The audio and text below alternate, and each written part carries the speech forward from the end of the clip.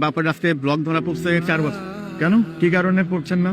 খরচ তো অনেক বেশ। কত টাকা খরচ? নফর সামান্য চাকরি। কত টাকা খরচ? ওইটার আসলে আইডিয়া নাই আমার। আমি দিয়ে দিচ্ছি, আপনি পড়াই দেন, আমার সাথে যোগাযোগ করেন, আমি আছি, তানভীর ভাই আছে, আমরা ব্যবস্থা করে দিব। হাসপাতালে নেওয়ার পর পরীক্ষা নিরীক্ষায় তামিম ইকবালের হার্টে দুটো ব্লক ধরা পড়ে। দ্রুত অপসারণের জন্য এনজিওগ্রাম করে রিং পরানো হয়। প্রাথমিকভাবে পরিকল্পনা ছিল তাকে উন্নত চিকিৎসার জন্য হেলিকপ্টারে ঢাকায় আনা হবে, তবে শারীরিক অবস্থা আরো খারাপ হলে দ্রুত কেপিজি হাসপাতালে রেখে চিকিৎসা চালানোর সিদ্ধান্ত নেওয়া হয়। যখন তাকে এয়ার অ্যাম্বুলেন্সে তোলার প্রস্তুতি নেওয়া হচ্ছিল, তখনই আরো সংকটজনক পরিস্থিতির সৃষ্টি হয়। তামিমের কোনো পালস পাওয়া যাচ্ছিল না।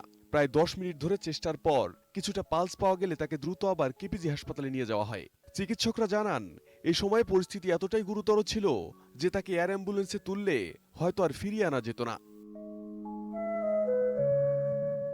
সর্বশেষ পাওয়া তথ্য অনুযায়ী তামিম ইকবালের জ্ঞান ফিরেছে এবং তিনি পরিবারের সদস্যদের সঙ্গে কথা বলেছেন।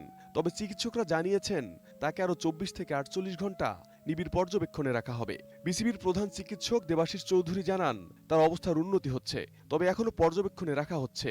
তারা আশাবাদী দ্রুত সুস্থ হয়ে উঠবেন তামিম।